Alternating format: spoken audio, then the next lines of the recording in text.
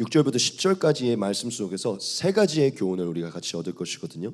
우리가 말씀을 천천히 좀 살피면서 오늘 6절부터 10절까지의 내용에서 하나님이 주시는 세 가지의 교훈이 무엇인지 우리가 같이 나누도록 하겠습니다. 우리 곧바로 같이 하나님이 주시는 교훈을 같이 선포하고 우리 같이 말씀을 이어가겠습니다. 첫 번째 교훈은 이것입니다. 우리 같이 한번 읽겠습니다. 시작. 성령의 기쁨으로 이겨내야 한다. 아멘. 여러분, 제가 저번 주에 데살로니가 교회 이 설립 얘기하면서 데살로니가 교회가 첫째로 바울에게 굉장히 박해가 많았었던 교회고, 둘째로 그 교회도 이 상황이 그리 좋지는 않았던 교회라고 제가 말씀을 드렸어요. 바울이 복음을 전했을 때 방해가 많았던 교회라고 제가 말씀을 드렸었습니다. 6절에 보면 바울이 이 데살로니가 교회 성도들이 수많은 환난 가운데서도 성령의 기쁨으로 말씀을 받아 무언가를 했다고 얘기하거든요. 같이 한번 보겠습니다. 또 너희는 많은 환난 가운데서 성령의 기쁨으로 말씀을 받아 우리와 주를 본받는 자 되었으니 라고 이렇게 얘기를 하고 있어요. 여러분, 제가 조금 전 말씀드렸듯 데살로니가 교회는요, 교회가 세워질 때부터 이 복음에 대한 반대가 굉장히 많았던 곳입니다. 그래서 이 교회를 둘러싼 외적인 그런 환경들이 계속해서 이들을 핍박하고 이들을 고통 속으로 인도하는 그런 경우가 많았어요. 그런데 이 데살로니가 교회 성도들은 그런 모든 핍박과 고통 속에서 뭘 하기 원했냐? 이 교회를 지키기를 원했어요. 그렇기 때문에 이 데살로니가 교회의 성도들은 이제 바울이 또 보고를 들었을 때도 어떤 상황 속에 있었냐? 많은 환난들 속에 있었습니다. 근데 오늘 말씀을 보니까, 바울의 이 말을 보니까 그들이 어떤 모습이 있습니까? 그들이 많은 외적인 요인들로 인해 환난이 있었지만 그런 모든 상황 속에 이들이 무너지지 않았다는 것이에요. 바울이 지금 그들이 모든 환난 속에서도 무너지지 않고 끝까지 주님을 본받는 자가 되었다는 것을 강조하고 있는데, 자, 그들이 어떻게 이 모든 환난 속에서 무너지지 않고 주님을 본받는 믿음을 지키는 삶으로 나아갔다고 바울이 얘기하고 있죠. 네, 바로 이것이죠. 성령의 기쁨으로 말씀을 받아 그것으로 이 환난 가운데서 믿음을 지켜 주님을 본받는 자가 되었다고 얘기를 해요. 그렇죠? 이건 바울이 디모데를 통해, 디모데가 그들의 삶을 옆에서 봤는데 많은 환난이 있지만 이 데살로니가 교회 성도들의 늘 성령의 역사가 있었고, 그들이 성령의 기름 부으심 안에서 이 말씀을 그냥 이성적으로 지적으로 받은 게 아니라 기쁨으로, 믿음으로, 확신으로 받아들여서 많은 그들을 핍박하는 박해가 있었지만 그 안에서 성령의 기쁨으로 이 말씀을 받고 복음과 진리를 지켜 이 환난을 지켰다는 것이요.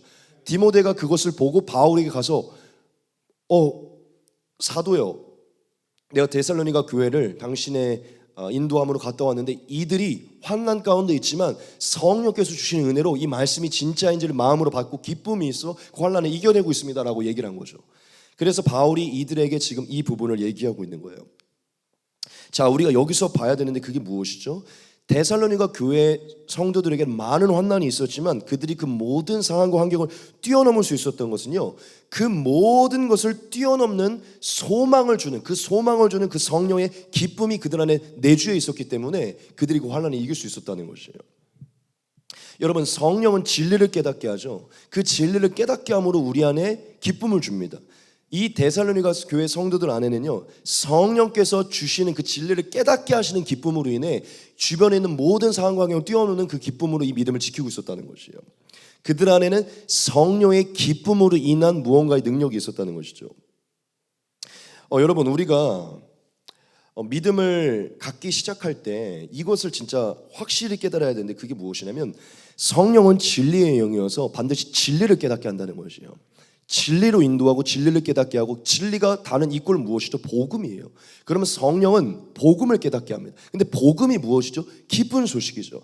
그렇기 때문에 성령은 기쁜 소식을 명확한 확신으로 깨닫게 하기 때문에 성령을 따라 진리를 깨닫게 되면 기쁨이 넘치게 됩니다.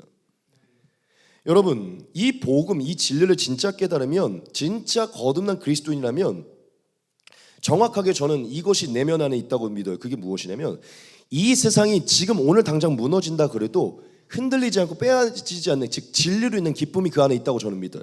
믿습니까? 오늘 내가 처참한 죽음으로 죽는다고 해도 도무지 빼앗을 수 없는 진리로 말미암은 기쁨이 그 안에 있다고 저는 확신해요. 믿습니까?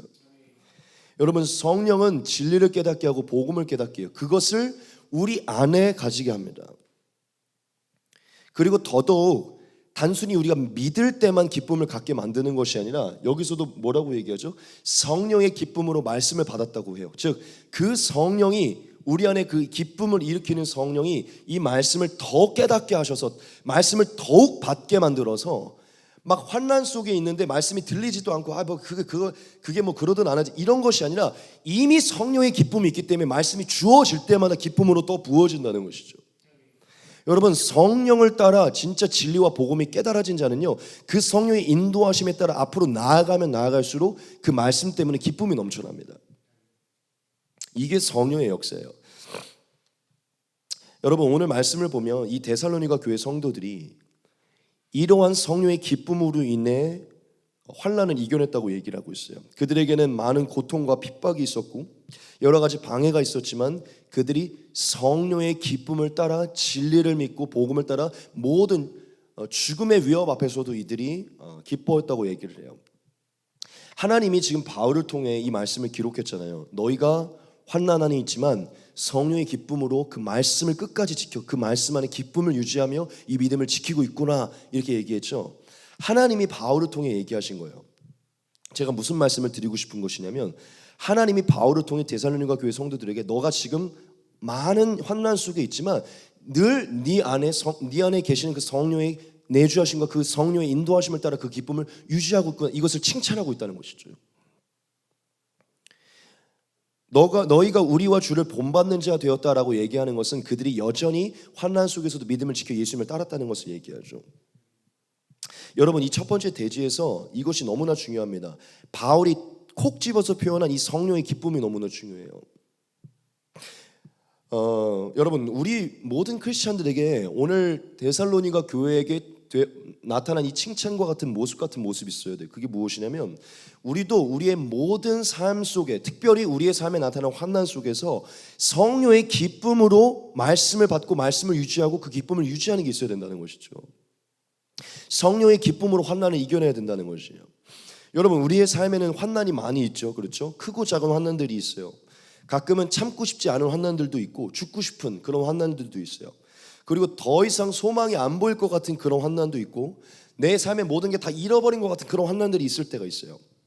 근데 여러분, 오늘 하나님이 이 말씀을 통해 저와 여러분들이 말하는 건, 그 모든 환난이 찾아온다고 하더라도 너희 안에 성령의 기쁨으로 말미암아 그 성령의 기쁨이 말씀을 깨닫게 해서 그 말씀으로 인해 유지된 그 기쁨이 사라지면 안 된다는 것이죠. 여러분들이 어떤 환난 속에 있더라도 성령께서 주시는 진리로 인한 기쁨, 복음으로 인한 기쁨, 성령께서 우리 안에 계속해서 일하셔서 썩어지지 않은 영원한 진리로 인한 기쁨이 있어야 된다는 것이에요. 여러분들에게 너무나 말씀드리고 싶은데, 여러분, 우리의 삶에 정말 지금 현재라고 해봅시다. 우리의 삶에 그 어떠한 소망이 보이지 않는, 정말 소망을 찾을 수도 없을 것 같은 그런 어떤 환난이 있을 수 있어요. 근데 여러분, 그 환난이 우리 안에 찾아온다고 하더라도 하나님이 우리를 사랑하는 게 변합니까? 변하지 않죠. 예수님께서 우리에게 오셨다는 것과 우리의 죄를 씻었다는 것과 우리를 영원히 속죄하셨던, 용서하셨다는 것이 변합니까?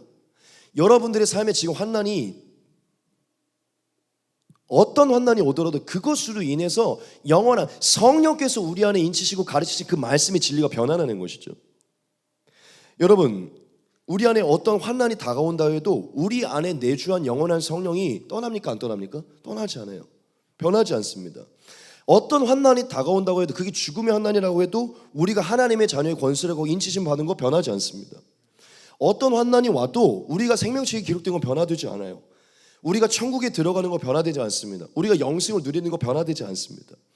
우리의 거처가 하늘에 예비된 거, 우리가 일한 만큼 상을 받는 거 변화되지 않아요. 우리의 지금 삶에 어떤 환난이 다가와도 부활하는 거 변화되지 않아요. 예수께서 나를 위해 다시 오실 것이고 예수께서 다시 오셨을 때 새하늘과 새 땅이 올 것은 변하지 않아요. 여러분, 제가 지금 무슨 얘기를 하는 줄 알아요?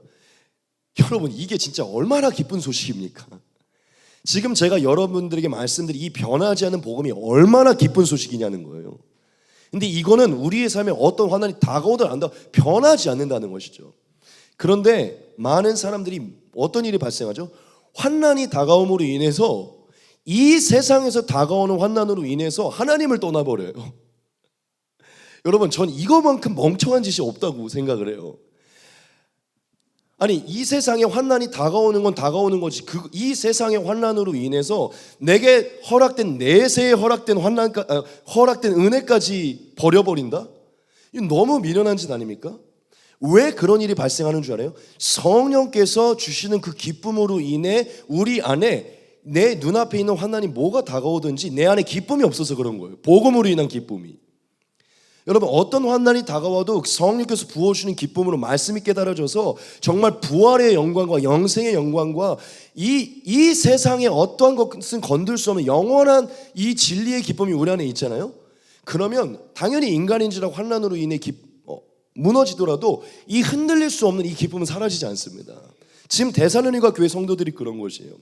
여러분, 제가 다시 한 번만 강조해 볼게요. 여러분, 이것을 꼭 객관화시키는 그리스도인이 돼야 돼요. 저는 제가 예수 그리스도를 믿고 나서부터 단 한 번도 제 삶에 주어진 어떤 것 때문에 하나님까지 끌고 갔던 게 한 가지도 없어요. 넌 그거만큼 미련한 게 없다고 생각을 해. 여러분, 왜 이 세상에서 일어나는 사건을 왜 하나님께까지 끌고 갑니까? 왜 그것 때문에 하나님을 안 믿어요? 하나님을 믿으면 이 환난과 상관없는 이 환난과는 비교할 수 없는 걸 주시는데, 지금 이해가 되십니까? 지금 데살로니가 교회 성도들이 집중하고 있던 것이 그거예요. 어떤 핍박과 고통이 와도 그거는 아무 상관은 건들 수 없는 이 영원한 성령께서 주신 말씀으로 인한 기쁨에 집중하고 있었다는 것이죠. 여러분, 저는 여러분들에게 너무 말씀드리고 싶은데, 여러분, 성령께서 우리에게 깨닫게 하시는 진리와 복음의 진리는요, 지금 저와 여러분들이 남은 삶에서 당하는 모든 환난을 다 합친 것보다 큰 겁니다. 이해되세요? 이거는 갖다 될래야 될 수도 없는 복음이에요. 너무 기쁜 소식이라고. 우리가 이 복음을 너무 하찮게 여기고 너무 등한시 여기고 너무 작게 여기니까 이 지금 눈앞에 환난이 너무 커 보이는 거예요. 저는 이렇게까지 표현하고 싶어요. 지금 이 세상에 존재하는 모든 인류가 환난을 당하는 것을 싹 다 합쳐도 예수께서 오셔서 우리에게 허락하신 복음의 진리보다 작습니다. 예수님이 죽으시고 부활하셔서 우리에게 영원한 생명을 주다는 복음과는 비교할 수 없다는 것이죠. 지금 이해되세요? 예수님이 우리에게 주신 복음 하나가 이 세상의 모든 인류가 지금 처해 있는 환난을 다 합친 것보다 크다는 거예요.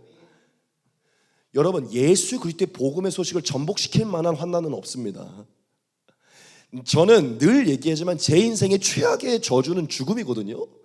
전 제 인생의 최고의 환난은 죽음이에요. 그래서 어렸을 때부터 죽음을 생각했어요. 죽으면 다 끝인 거예요. 뭐 여자친구가 떠나가고 뭐 내 와이프가 떠나가면 제가 진짜 정말 화학적 거제가 돼서 고제가 된다 그래도, 여러분, 난 너 고자가 될래 죽을래? 난 고자가 되겠어요. 여러분, 이 세상에서 얻을 수 있는 최고의 환난은 죽음이에요. 그런데 예수님은 죽음을 해결해 주셨다니까요. 이거에 포커스를 안 맞추니까 환난이 오면 교회를 떠나는 거예요. 환난은 환난이지 왜 그것 때문에 교회를 떠나는 것입니까? 왜 환난 때문에 영원한 생명을 주시는 예수님을 떠나는 것이죠? 이건 정말 미련한 그리스도인인 거예요. 지금 바울이 칭찬하고 있는 거예요. 너희가 환난을 가져서 믿음이 흔들릴 수도 있는데 성령께서 주어주시는 진리와 복음의 기쁨으로 여전히 예수님을 본받는 믿음을 유지하고 있구나. 여러분, 너무 말씀드리고 싶은데 객관화를 시키셔야 돼요. 아니, 여러분, 이 세상에 어떤 것과도 비교할 수 없는 복음을 이렇게 그거는 그냥 창고에 넣어두시고 그냥 삶을 사셔야 돼요. 이 세상의 환난 때문에 이 창고까지 영향을 미치면 안 된다는 것이죠. 저는 이 모든 게 마찬가지라고 생각을 해요. 모르겠어요. 이건 너무 제 개인적인 건데 왜 세상의 문제 때문에 왜 예배를 빠지는 것입니까? 왜 세상 예배 때문에 기도를 포기하는 거예요? 왜 세상 환난 때문에 하나님이 주시는 그 기쁨마저 잃어버리는 것이죠? 제가 너무 믿음이 좋아 보이나요? 저는 이게 이해가 좀 잘 안 되는 거예요. 하나님이 나에게 무엇을 허락하든 그가 일단 나에게 준 베이스는 너무 큰 거여서 그건 떠날 수가 없는 거예요. 왜 거기까지 가는지 모르겠다는 거야. 고작 이 여자친구의 문제 하나로 교회를 떠난다? 왜 그런 짓을 하는 거예요 대체? 왜 그 기쁨이 사라지냐는 것이죠. 인간인지라 그것으로 인해 기쁨이 좀 사라질 수 있죠. 그 근원적인 기쁨이 왜 사라지냐는 것이죠. 여러분, 성령이 주신 기쁨으로 이겨내셔야 돼요. 객관화시키셔야 돼요. 세상의 권세가, 세상의 환난이 여러분 안에 있는 성령께서 아주 깊은 곳에서 터뜨린 이 기쁨을 빼앗지 못하게 만드셔야 돼요. 거기까지 끌고 가서는 안 된다는 것이죠. 이해되십니까? 여러분, 제가 연기하는 것 같나요? 전 진짜 객관화를 시켜요. 전 하나님께 단 한 번도 원망했던 적이 없어요. 왜냐? 하나님이 주신 복음을 보니까 내가 오늘 죽는다고 해도 원망할 게 하나도 없는 거예요. 그러니 이러한 맥락 속에서 바울이 저와 여러분들에게 이렇게 얘기하는 것입니다. 주 안에서 항상 기뻐하라. 내가 다시 말하노니 기뻐하라. 할렐루야. 데살로니가서 5장 16절입니다. 항상 기뻐하라. 여러분, 예수님이 떠나시기 전에 이런 말씀을 하신 적이 있어요. 같이 보겠습니다. 내가 진실로 진실로 너희에게 이르노니 너희는 곡하고 애통하겠으나 세상은 기뻐하리라. 너희는 근심하겠으나 너희 근심이 도리어 기쁨이 되리라. 여자가 해산하게 되면 그때가 이르렀으므로 근심하나 아기를 낳으면 세상의 사람 난 기쁨으로 말미암아 그 고통을 다시 기억하지 아니하느니라. 지금은 너희가 근심하나 내가 다시 너희를 보리니 너희 마음이 기쁠 것이요 너희 기쁨을 빼앗을 자가 없으리라. 할렐루야. 이게 어떤 맥락이냐면, 자, 여기서 보면 20절에 너희는 이제 곡할 것이고 애통하겠으나 이렇게 얘기하죠. 그리고 세상은 기뻐할 거래요. 이게 왜냐하면 예수님이 죽는 것을 얘기합니다. 예수님이 죽음으로 인해서 이제 제자들이 곡할 것을 얘기해요. 자, 그런데 뭐라고 해야죠? 그러나 너희 근심이 도리어 기쁨이 될 것이고 여자가 해산하게 되면 그때가 이르렀으므로 근심은 아기를 낳으면 기뻐할 거라고 얘기하죠. 예수님이 죽으셔서 나중에 승천하게 되니까 제자들이 두려워할 것이라고 예수님이 예언한 거예요. 너희가 두려워할 것이다. 하지만 마지막 구절 22절에 보면 뭐라고 얘기하죠? 내가 다시 너희를 볼 것이다. 이건 성령으로 찾아오는 것을 얘기합니다. 내가 다시 성령으로 너희를 찾아올 것이다. 이것을 얘기해요. 그러니 무슨 얘기를 하시죠? 너희 마음이 기쁠 것이요 너희 기쁨을 빼앗을 자가 없으리라. 여러분, 이것은 재림의 구절이 아니에요. 확실히 하셔야 돼요. 다시 온다고 얘기하니까 재림처럼 생각, 성령을 보낼 것을 얘기합니다. 예수님이 떠나서 제자들이 두려워하고 있었죠. 근데 성령이 오신 이후에 뭐가 생기죠? 기쁨이 생긴 거예요.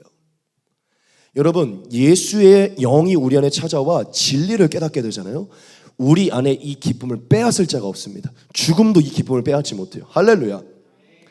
여러분, 제가 첫 번째 대지에서 데살로니가 교회를 교훈하며 통해 교훈하며 여러분들에게 말하고자 하는데, 예수님은 정말 예수의 영으로 그를 다시 만나고 다시 본 자가 그 안에 있는 기쁨을 빼앗을 수 없다고 얘기해요. 당연히 우리가 인간인지라 환난들이 겹치고 여러 가지 인간사들로 인해 고통이 있지만 여러분, 근원적인 기쁨을 빼앗겨서는 안 된다는 것이죠. 성령께서 부어주시는 기쁨을 늘 진리와 복음으로 유지하며 이 믿음을 지키셔야 돼요. 여러분, 데살로니가 교회의 성도들은 모든 지금 우리가 경험하는 이상의 환난을 겪었던 사람들이에요. 하지만 성령께서 부어주신 마르지 않게 하신 진리와 복음을 깨닫게 그 기쁨으로 모든 것을 이겨냈어요. 그것을 바울이 하나님의 입으로 칭찬한 것입니다. 저와 여러분, 다시 한번 언급할게요. 여러분, 지금 어떤 환난이 있는 거 저도 이해해드리고 싶고 위로해드리고 싶어요. 그게 잘못된 것은 아닌데 그 모든 것으로 기쁨을 빼앗겨서는 안 된다는 것이에요. 여러분들이 모든 환난을 경험한다고 하더라도 그걸 다 합친 것보다 이 복음보다 크지 않습니다. 이 복음은 우리의 인생에 허락될 모든 죽음을 다 합친 것보다 큰 것이에요. 이 모든 것이 찾아오는데도 우리의 눈이, 우리의 웃음이 사라지지 않는다는 것이죠. 할렐루야. 여러분, 제발 여러분들에게 너무 말씀드리고 싶은데 성령의 기쁨을 유지하셔야 돼요. 성령의 기쁨으로 말씀과 진리를 받아들이셔야 돼요. 성령의 기쁨으로 말씀을 받아 세상을 이겨내시기 바랍니다. 두 번째입니다. 같이 한번 보겠습니다. 같이 읽겠습니다. 시작. 소문나는 자가 되어야 한다. 아멘. 오늘 바울은 7절 8절에서 이 데살로니가 교회 모든 성도들이 모든 믿는 자의 본이 된 것과 그들의 믿음이 소문이 난 것을 칭찬을 합니다. 같이 한번 보겠습니다. 그러므로 너희가 마게도냐와 아가야에 있는 모든 믿는 자의 본이 되었느니라. 주의 말씀이 너희에게로부터 마게도냐와 아가야에게만 들릴 뿐 아니라 하나님을 향하는 너희 믿음의 소문이 각처에 퍼졌으므로 우리는 아무 말도 할 것이 없노라. 아멘. 여기서 보면 지금 바울이 두 가지를 칭찬해요. 같은 맥락인데 두 가지를 칭찬해요. 첫째, 데살로니가 성도들이여, 여러분들의 믿음이 여러분 주변에 있는 마게도냐 아가 있는 지역에도 소문이 퍼졌습니다. 그 각 지역에도 소문이 퍼졌습니다. 그리고 여러분들이 그 지역에 있는 공동체 믿음의 본이 되었습니다라고 칭찬을 하는 거예요. 여러분, 데살로니가 교회 성도들이 어떤 분들이었죠? 우리가 저번 주에 뭘 봤었냐면 데살로니가 교회 성도들이 이런 분들임을 봤어요. 무엇이었냐면 복음을 단순히 지식으로나 이성으로나 말로만 이해한 자들이 아니라 뭐였었죠? 성령을 통해 확신으로 말씀 복음을 받아들인 자들이었었죠. 그렇죠? 그리고 둘째로 이들이 믿음의 역사와 사랑의 수고와 소망의 인내가 굉장히 충만했던 자들이었어요. 그렇죠?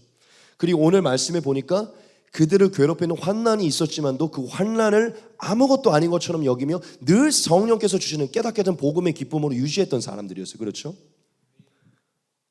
자, 지금 데살로니가 교회 성도들에게 이러한 모습이 있었기 때문에 어떤 일이 있었냐면 그들 주변에 있었던 지역이 마게도냐와 아가야거든요. 그 주변에 있었던 아가야와 마게도냐에 있었던 그 지역에 있었던 이미 예수님을 믿는 공동체에 큰 영향을 준 거예요. 그들의 그 모습이. 바울의 얘기로 따지자면 이렇게 나와 있죠. 하나님을 향하는 너희의 믿음의 소문이 각처에 퍼졌다. 데살로니가 교회 성도들의 그 모습이 주변에 있는 공동체들이 소문이 나기 시작하는 거예요. 바울이 말하는 것을 다시 한번 짚읍시다. 너희가 모든 믿는 자의 본이 되었다. 그리고 하나님을 향하는 너희의 믿음의 소문이 각처에 퍼졌다. 그래서 우리는 너희에게 더 이상 말할 것이 없다. 바울이 이렇게 보고한 것이죠. 여러분, 바울이 지금 그들의 모습을 또 칭찬한 거예요. 초반에는 데살로니가 교회 성도들에 대해 칭찬이 많이 나옵니다. 데살로니가 교회 성도의 어떤 부분을 칭찬했죠? 앞전에 그들의 아름다운 모습으로 인해 이들이 주변의 모든 믿는 자의 본이 된 것을 칭찬하고 있고 그들의 믿음이 소문이 퍼져서 그 소문 때문에 각 믿음의 공동체에 영향력이 미친 것을 칭찬하고 있어요. 여기서 바울이 나는 더 이상 아무 할 말이 없다라고 얘기한 것은요, 최고의 칭찬을 얘기합니다. 더 이상 내가 너희에게 뭔가를 권면할 그 필요가 없다는 것을 얘기해요. 여러분, 우리가 이것을 통해 뭘 알 수 있는 줄 아십니까? 데살로니가 교회는 소문나는 교회였다는 것이에요. 여러분, 우리가 이 두 번째 대지에서 하나님이 주시는 교훈을 얻어야 되는데 그게 무엇인지 아십니까? 우리 개개인 모두가, 우리 그리스도 모두가 다 소문나는 그리스도인이 되어야 된다는 것이에요. 그리고 우리 바실레아 교회도 소문나는 교회가 되어야 된다는 것이에요. 여러분, 우리는 우리가 하나님을 향하는 그 믿음의 소문이 각처에 퍼지는 자, 즉 퍼뜨리는 자가 되었대요. 오늘 하나님이 바울을 통해 그게 얼마나 아름다운 모습인지를 칭찬하셨어요. 그게 하나님께서 기뻐하시는 것입니다. 자, 그럼 우리 하나 생각해 봅시다. 우리가 주변 사람들에게 또 주변 교회에게 소문나는 자들이 되기 위해서 어떻게 해야 될까요? 정답은 이미 본문에 나와 있습니다. 우리가 데살로니가 교회의 성도들처럼 모든 믿는 자들의 본이 되어야 돼요. 본이. 자, 그럼 또 질문을 던져봅시다. 우리가 어떻게 하면 본이 될 수 있는 것입니까? 제가 아까 데살로니가 교회 성도들의 특징이 뭐라 그랬죠? 첫째, 복음을 이성적으로 하는 말로만 받아들이는 게 아니라 성령의 기쁨으로 확신으로 받아들이는 것. 둘째, 그들이 그 믿음의 역사가 지속되고 사랑의 수고와 소망의 인내가 지속되는 공동체. 그리고 환난이 다가온다 해도 교회를 떠나지 않고 여전히 성령의 기쁨을 따라 주님을 본받고 사는 교회. 그렇죠? 그들의 그런 모습이 있었기 때문에 그들이 모든 자들에게 본이 된 것이에요. 여러분, 6절에 보면 바울이 그들에게 무슨 얘기를 했었죠? 잠깐 봅시다. 많이 지나갔군요. 6절에 보면 바울이 그런 얘기를 했었어요. 너희가 우리와 주님을 본받는 자가 되었다라고 얘기를 했어요. 그렇죠? 여러분, 데살로니가 교회 성도들은 그 누구보다 예수님을 본받는 자들이었습니다. 예수님을 본을 따라 예수님을 본받는 자로 사는 자들이었어요. 그렇기 때문에 그들이 그러한 수고의 모습이 나타났고 그런 수고의 모습이 모든 주변에 있는 지역 공동체에 도리어 본이 된 것이었어요. 여러분, 제가 지금 뭘 말씀드렸습니까? 우리가 소문나는 자가 되기 위해 무엇을 어떻게 해야 되냐는 것이죠. 우리는 모든 믿는 자의 본이 되어야 되는데 모든 믿는 자의 본이 되기 위해서 뭘 해야 됩니까? 우리가 모든 이들의 본이 되신 예수님을 가장 본받는 자가 되어야 돼요. 그게 우리가 소문나는 자가 되는 길입니다. 여러분, 너무 멋지지 않습니까? 전 아까 오늘 이 표현이 너무 멋있었어요. 와, 너희의 모습이 들릴 뿐 아니라 하나님을 향하는 너희의 믿음의 소문이 각처에 퍼졌대요. 이게 뭐예요? 한 개인이, 한 교회가 하나님을 향하는 그 믿음이 너무 뜨거워서 그 믿음이 소문으로 퍼졌다는 거죠. 여러분 얼마나 멋있습니까? 하나님을 향하는 그 개개인의 믿음이 누군가에게 소문으로 퍼진다는 거. 이게 얼마나 가슴 뛰고 흉분되는 일이에요, 여러분. 모든 이들이 막 예수님을 믿을까 말까, 이 정도 믿을까 저를 막 주저하고 있을 때 그 모든 것에 본이 돼서 그 아름다운 모습이 소문으로 퍼진다는 거.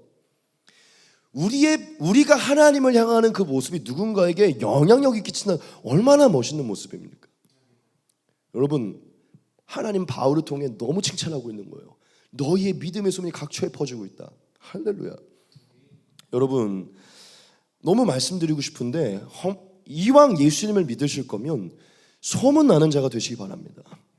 모든 믿는 자의 본이 되어서 여러분의 가까운 가족부터 동료, 친구, 지인, 여러분 주변의 모든 공동체, 교회, 사회, 지역, 나라, 세계까지 우리가 막 엘리베이션 보면서 그건 소문이라고 말하기도 어렵죠. 그냥 영광이야, 영광. 그건 그냥 한국에도 지금 미국의 한 교회 찬양팀이 한국에서 너 혹시 엘리베이션 워십을 들어봤니? 너 혹시 힐송을 들어봤니? 소문이 나는 거예요. 야, 그대로 영상 봐봐. 걔네 그냥 미쳤어. 걔네 하나님을 향한 찬양이 미쳤어. 이게 지금 데살로니가 교회 성도들의 모습이었다는 것이죠. 오늘날로 말하면 그들의 영상이 유튜브를 타고 퍼진 거예요. 각 지역으로. 여러분, 이게 얼마나 멋있는 일이에요. 똑같이 예수님을 믿을 거면 똑같이 교회로 살 거라면 우리가 하나님을 향하는 그 믿음이 각처의 소문으로 퍼지는 것. 할렐루야. 여러분, 저는 우리가 소문내는 자들이 되기 원합니다. 저와 여러분 모두가 어나더 레벨이 돼서 주님을 정말 그냥 주님을 흉내만 내고 믿는 자들은 진짜 예수를 본받는 자가 돼서 각처에 우리가, 여러분 사실 소문이라는 것은 스스로 내는 게 아니에요. 주변에서 내는 거죠. 그냥 우리는 살아가고 있는데 소문이 나는 거야. 여러분 그런 사람 되기를 원합니다. 할렐루야. 하나님 오늘 바울을 통해서 데살로니가 교회에 그 모든 믿는 자의 본이 돼서 각처에 그 소문이 난 것을 너무 칭찬하고 있잖아요. 하나님이 오늘 우리에게도 말하고 있는 거예요. 너희 개개인이요, 우리 바실레아 교회요, 소문내는 교회가, 소문내는 그리스도인 되자. 할렐루야. 얼마나 심장이 뜁니까? 우리 주변에 우리는 몰랐는데 막 여기 관악구와 여기 모든 교회가 눈여겨보고 있었다는 것이죠. 저런 교회가 있었다니. 그들 중에 또 저 교회를 한번 가볼까? 뭐 그러면 이제 오라고 하진 않겠지만 감사한 얘기죠. 여러분 얼마나 심장 뛰는 얘기예요. 우리를 주목하고 있다니. 할렐루야. 그러한 그리스도인이 되셔야죠. 마지막 세 번째입니다. 같이 한번 읽겠습니다. 시작. 궁금해지는 자가 되어야 한다. 아멘. 조금 같은 포인트인데 오늘 하나님이 저에게 정말 큰 은혜를 주셨어요. 무슨 얘기냐면 제 스스로도 조금 놀랐어요. 아니 이 부분에서 이러한 통찰을 내가 오늘 얻었다니. 제가 마지막 세 번째에서 너무 큰 은혜가 됐었어요.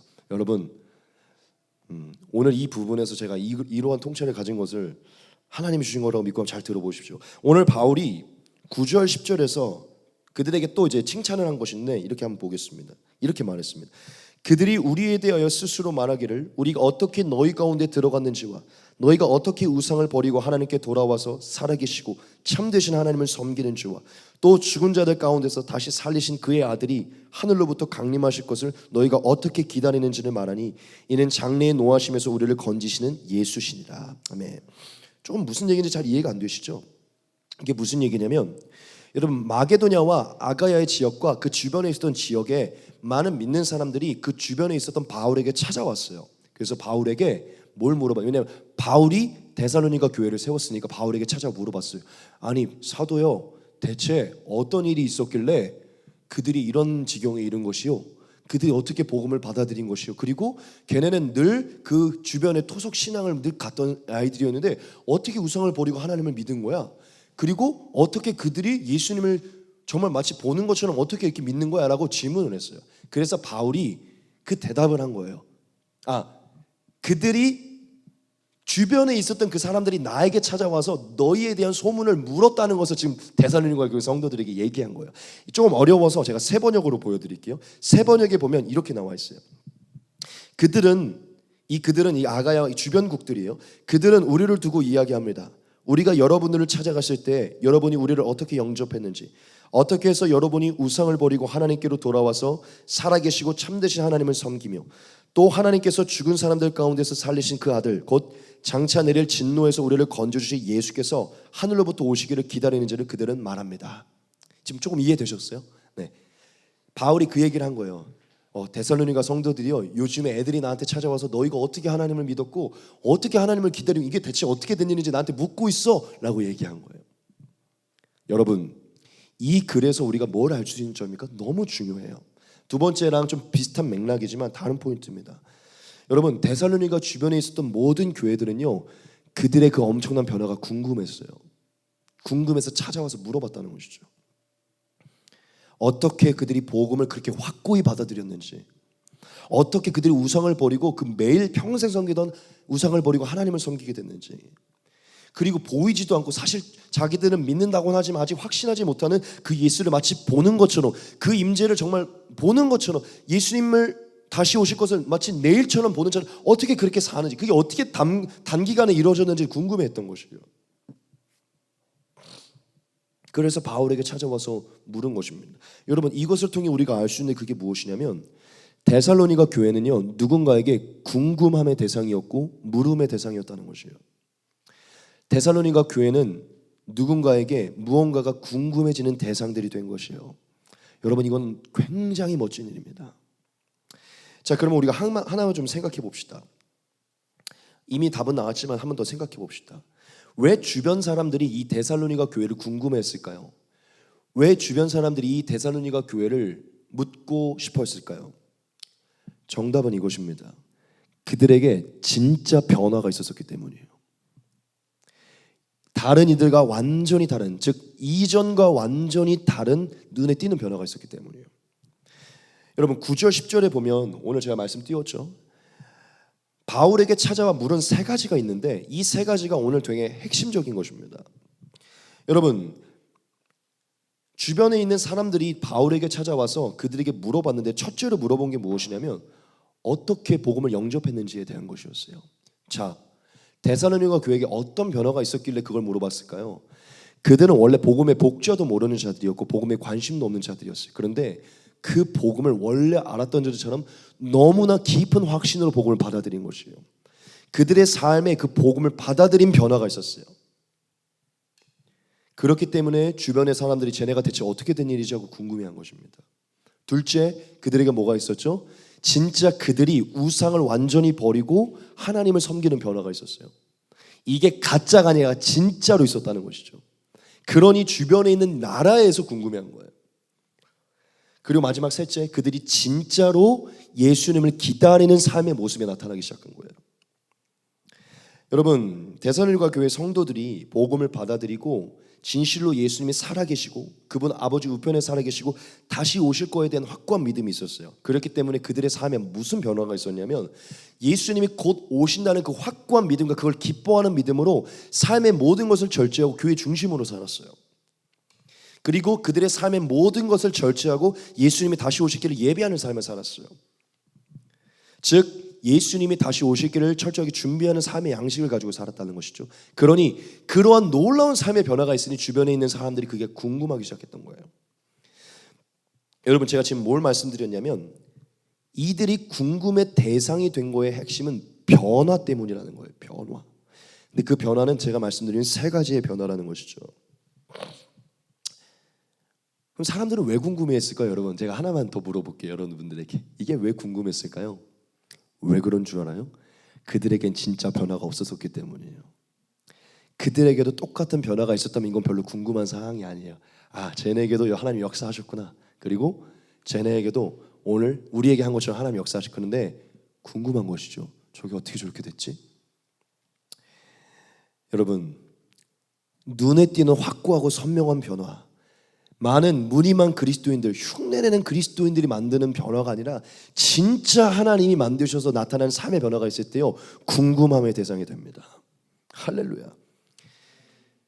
선명한 삶의 변화가 있을 때 궁금함의 대상이 된다는 것이죠. 데살로니가 교회는 오늘 말씀을 통해 무엇이 나타났냐? 하나님이 기뻐할 만한, 하나님의 살아계심 확고히 드러낼 만한 그러한 삶의 변화로 인해 사람들의 궁금증을 유발하는, 간증을 듣고 싶어하는 그런 교회로 나타났다는 것이죠. 여러분, 마지막 세 번째 대지에서 여러분들에게 전하고자 하는 것은 굉장히 단순합니다. 무엇일까요? 이미 답이 나왔죠. 우리도 궁금해지는 자들이 되어야 된다는 것이에요.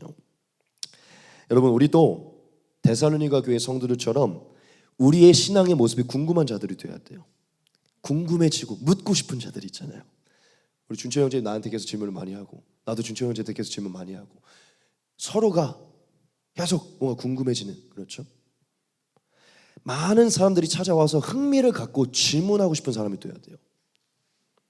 하나님 오늘 우리에게 그러한 모습이 기쁜 모습이다, 그러한 모습이 하나님이 좋아하시는 모습이다라고 얘기하는 것이죠. 여러분, 하나님이 기뻐하는 자는 많은 사람이 와서 흥미롭게 궁금증을 유발하는 사람이요. 그 궁금증의 그런 핵심이 뭐죠? 우리 안에 그런 궁금증이 나려면 뭐가 있어야 되죠? 데살로니가 교회 성도들처럼 변화가 있어야죠. 변화가. 얼마 전에 막 우리 준초 형제님 카톡 변한다고 누군가한테 연락이 왔었는데 너 개종했어? 이렇게 연락이 온 거예요. 아니, 그러니까 제가 이건 너무 탁월한 이해죠. 뭔가 변화가 일어나면 이따가도 나올 건데, 여러분, 뭔가가 궁금해지려면 이전과 다른 눈에 띄는 변화가 있어야 돼요. 우리 카카오 프로필 뭐가 바뀌면 너 뭔 일 있어? 보내잖아요. 그렇죠? 여러분, 우리가 진정한 변화가 있으면요, 예수님을 믿는다고 말만 하고 흉내만 내는 게 아니라 진짜 리얼 변화가 있으면요, 주변의 사람들이 충격 먹을 만한 변화가 있으면요, 궁금해지기 시작합니다. 제가 이걸 너무 잘 아는 게 뭐냐면, 제가 변화됐을 때 진짜 사람들이 많이 물어봤거든요. 저한테 와서 진짜 많이 물어봤어요. 이렇게 물어봐요. 성화, 넌 대체 뭐야? 이렇게 물어보는 친구도 있어요. 저한테. 넌 뭐야? 이렇게. 그러니까 지금 너가 이렇게 단기간 이렇게 된 게 뭐냐는 거 물어본 친구도 있었어요. 여러분, 진정한 변화만이 궁금증을 유발할 수 있어요. 변화가 보일 듯 말 듯 하면서 또 안 보이잖아요. 그러면 똑같구만 이렇게 돼요. 묻고 싶지 않아요. 근데 그게 확고하고 선명하게 변화도 그 유지가 되잖아요. 궁금해지기 시작해요. 무슨 일이 있던 걸까? 뭘까 저건? 여러분, 우리의 삶을 한번 살펴보면 여러분들의 삶에 여러분 1인칭으로도 한번 살펴보시고 한 3인칭으로도 한번 살펴보세요. 우리가 누군가에게 뭘 궁금할 때 보면 누군가의 변화가 일어났을 때 궁금해하고, 우리가 누군가 우리에게 뭔가를 궁금해할 때, 우리가 변화될 때 궁금해해요. 막 우리 가끔 지나가다가 저거 왜 간판 왜 바뀌었지? 뭐가 변화가 되면 궁금해져요. 뭐 저거 왜 문 닫았대? 또 이성 친구 바뀌면 쟤 왜 또 이성 친구 바뀌었대? 맨날 남친구랑 같이 오다 혼자, 쟤 오늘 혼자 왔대? 뭐야, 또 와이프가 바뀐 거야? 장난이고. 뭐가 바뀌면 사람들은 궁금해해요. 이해되시죠? 여러분, 대다수의 무늬만 그리스도인으로 흉내만 내는, 눈치만 보고 있는 그 그리스도인들의 삶이 아니라, 아주 대다수의 그리스도인이 아니라 소수의 그리스도인의 삶의 모습이 나타날 때 대다수의 그리스도인들은 궁금해합니다. 여러분들에게 너무 말씀드리고 싶은데, 대다수의 눈치만 보고 흉내만 내고 남 옆에서 자기 살 걸 살면 되는데 남 신앙 궁금해하는 그런 사람 되지 마시고요. 궁금할 새도 없어. 내가 하나님이 궁금하니까. 내 신앙 그냥 올곧게 가는데 사람들이 계속 물어보는 그런 소수의 사람들 되셔야 돼요. 예수와 사도들과 이 모든 역사 가운데 그러한 삶을 살았던 아주 소수의 선진들의 삶, 할렐루야.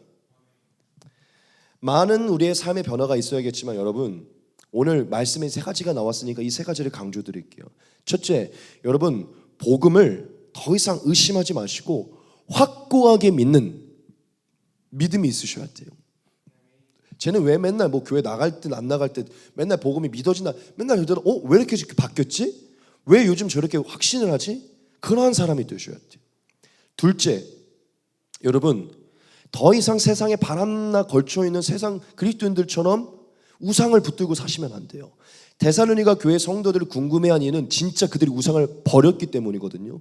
우리가 더 이상 세상 문화에 갇히고 세상의 죄와 우상에 갇힌 크리스찬과 완전 다른, 그들 발을 딛고 있는 그들의 완전 다른 소수의 세상과 완전히 분리된 순결한 신부와 같은 삶을 살게 되면, 죄와 우상이 완전 끊어지게 되면요, 사람들 궁금해하기 시작합니다.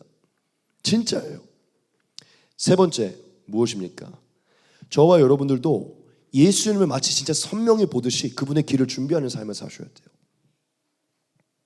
그럴 때 사람들은 궁금해하기 시작합니다. 마지막 이 세 번째, 예수님의 다시 오실 것을 진짜 기다리며 그를 기다리는 삶의 양식으로 바뀌는 것을 여러분들에게 조금 더 설명드리기 원하는데, 정말 사람들이 그럴 때 궁금해하거든요. 여러분, 예수님이 오실 길을 예비한다는 것은요, 사실 죄와 우상을 버리고 신부와 같이 사는 것을 넘어서서 뭘 얘기하냐면, 더 이상 내 개인의 사사로운 일의 삶을 절제하고 곧 오실 예수님의 사명을 이루고 예수님의 오실 길을 예비하는 삶의 양식으로 내 삶을 맞춰가겠다는 것을 얘기해요. 데살로니가 교회 성도들은 그렇게 살았고 초대교회는 늘 그렇게 살았어요. 삶을 최소한으로 만들고 늘 교회를 우선이고 복음 전하는 우선으로 살았거든요. 여러분들에게 좀 말씀드릴 거예요. 무슨 얘기냐면, 이런 삶이 있을 때 주변에서 우리를 궁금해한다는 것이죠. 많은 사람들이 제가 개척하고 나서 저에게도 궁금증을 유발해요. 왜 그러고 사냐고. 그리고 한편으로는 되게 신기하기도 하고, 진짜 얘는 진짜 뭐 예수님 한 번만 보고 사는 거, 이런 어떤 삶의 양식이 나타날 때 사람들이 궁금해하거든요. 여러분들에게 한번 물어볼게요. 여러분, 만약 오늘 예배 끝나고 우리 집에 대통령이 온다고 하면 아마 여기 지금 예배 아무도 안 왔을 거예요. 오늘 우리 집에 대통령이 온다고 하면 우리 인간은 어떤 행위를 하게 되냐면, 약속이 있는 것도 다 취소하고 집으로 가서 집을 치울 거예요. 그렇죠? 오늘 대통령이 우리 집에 온다면 아무리 중요한 약속이라도 다 취소하고 집으로 돌아가 집을 치울 거라는 것이죠. 대통령이 오실 길을 예배해야 되니까. 이게 바로 주님 오실 길을 예배하는 삶의 예표인데, 여러분, 제가 오늘 이 말씀 준비하면 눈물이 났는데 얘기해 봅시다. 여러분, 내일이라고 합시다. 오늘 너무 짧게 남았으니까. 내일 오후 11시에 저녁 11시에 예수님이 오신다는 것이 확정된다면, 여러분, 내일 11시에 오신다는 게 확정된다면 지금 우리가 집중하고 있는 거에 우리 이렇게 집중하고 있을까요? 우리 지금 이성 친구에 이렇게 매달리고 있을까요? 배우자에, 결혼에, 육아에, 학업에, 취업에, 공부에, 꿈과 비전에, 장사에, 매매에, 부동산에, 재산에, 취미에, 여가에, 우리 이렇게 집중하고 있을까요? 오늘 김밥 아직 다 못 팔았는데 집중할까요? 오늘 끝까지 내가 짝사랑하고 프로포즈했던 이 여자한테 그렇게까지 집중하게 될까요? 너무 제가 극적으로 들긴 했지만 당연히 우리가 이런 부분에 집중하면서 살아야 되죠. 그런데 우리 극단적으로 좀 생각을 해보자고요. 내일 예수님이 온다는 게 확정이 된다면 오늘 우리가 집중한 것만큼 그걸 집중할까요? 사실 그렇지 않을 거예요. 여러분, 만약 내일 오후 11시, 저녁 11시 예수님 온 거 확정되면 저 장담하지만 여기 있는 모든 사람 다 회사 안 가고 내일 아침부터 뭘 할까요? 예수님이 오실 때 가장 중요하게 보시는 한 영혼을 구하러 밖으로 나갈 것입니다. 그리고 우리는 피 깨시고 뭐고 다 들고 눈물을 흘리면서 말할 거예요. 돌아오십시오. 돌아오십시오. 오늘 11시에 예수님 오십니다. 눈물을 흘리면서 여자친구가 뭐고 솔직히 말하면 애고 뭐고 들러엎고 나가서 돌아오라고 외칠 거예요. 그렇죠?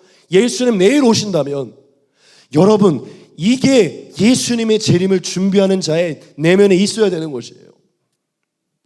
진짜 예수님 오시기를 준비하는 것은 자기를 위해 살던 것을 최소한으로 하고 예수님의 사명을 최대한으로 사는 것이에요. 할렐루야. 그렇게 살면 사람들은 궁금해집니다. 궁금해져요. 진짜 제가 믿는 게 뭘까? 여러분, 다시 한번 말씀드릴게요. 진정한 변화가 있어야 돼요. 삶이 궁금해지는 사람. 여러분, 제 안에 예수님이 있는 거, 하나님의 영이 내 안에 계시고 하나님이 저를 인도하는 거, 그 누구도 눈으로 볼 수 없어요. 제가 아무리 떠들어봤자 아무도 안 믿어요. 볼 수 없는데. 근데 어디서 그게 나타나는 줄 아십니까? 진짜 마치 하나님을 보는 것처럼, 하나님과 동행하는 것처럼 살 때예요. 제 안에 진짜 하나님을 모시고 있구나. 제 안에 있는 하나님을 근심케 하지 않기 위해 제 죄에서 떠나 있구나. 쟤는 지금 진짜 마치 예수님이 오늘 오실 것처럼 사는구나. 궁금해진다고요. 여러분, 지금 여러분들이 가지고 있는 거 집중하시기 바랍니다. 열심히 사셔야죠. 왜냐? 예수님 내일 오시진 않으니까요. 그 모든 것을 통해 하나님 선을 이루시니까요. 그게 배우자든 육아든 그것이 일이든 뭐든. 그런데 여러분, 이건 기억하셔야 돼요. 예수님을 믿고 예수님의 진리 안에 사는 것은 나의 자신은 최소한이고 하나님의 것을 최대한으로 사는 것이에요. 이해되십니까? 그 모든 것은 늘 최소한이어야 된다는 것이죠. 여러분, 우리에게는 충격적인 변화가 필요해요. 지금 데살로니가 교회 성도들의 아주 센세이션 같은 그 변화로 인해 주변에 소문이 퍼지고 궁금했던 것처럼 우리의 삶에도 충격적인 변화가 필요합니다. 다수의 흉내만 내는 그리스도인들의 변화가 아니라 진짜 찐 변화. 그 변화를 위해 내 길을 올곧게 가는 사람들. 할렐루야. 그럴 때 사람들은 궁금해집니다. 여러분, 우리 세 번째 대지에서 좀 큰 교훈을 얻읍시다. 많은 사람들이 우리를 궁금해하는 사람들이 되자고요. 할렐루야. 하나님이 오늘 우리에게 이렇게 말하고 있는 거예요. 나는 너가 많은 시시한 그리스도인들 사이에서 궁금한 대상이 되기를 원하노라. 할렐루야. 여러분, 이것은 단순히 하나님만의 바람은 아니에요. 오늘 목회자인 저도 여러분들에게 좀 말씀드리기 원합니다. 저도 여러분 개개인 한 사람 한 사람이 여러분 주변에 모든 사람들에게 궁금해지는 사람이 됐으면 좋겠어요.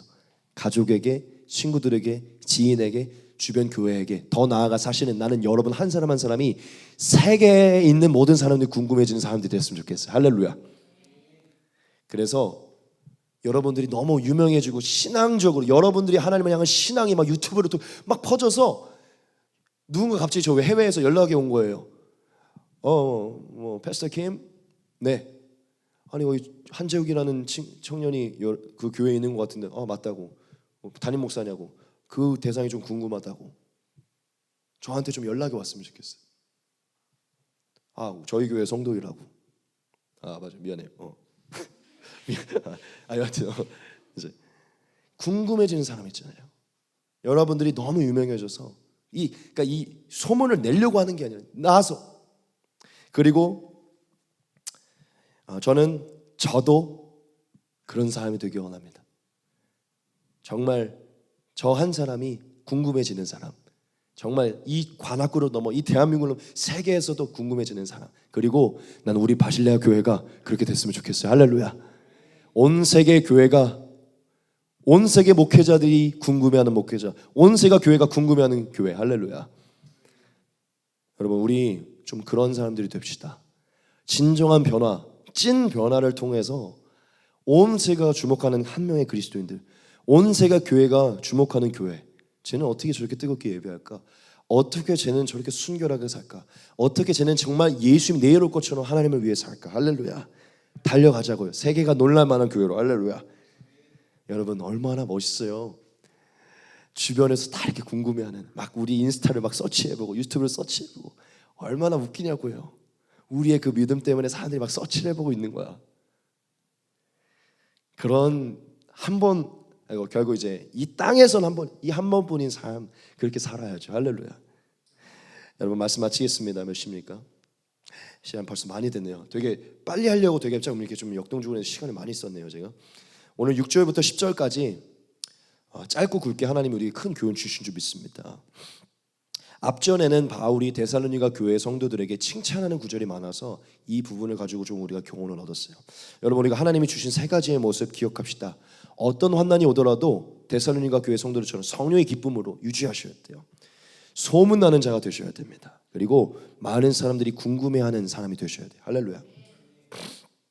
우리 이거 잘 기억하고 삶에 적용합시다. 좀 영혼을 깨우셔서 즐거움과 기쁨으로 우리 세상 속에 빛으로 나아갑시다. 할렐루야.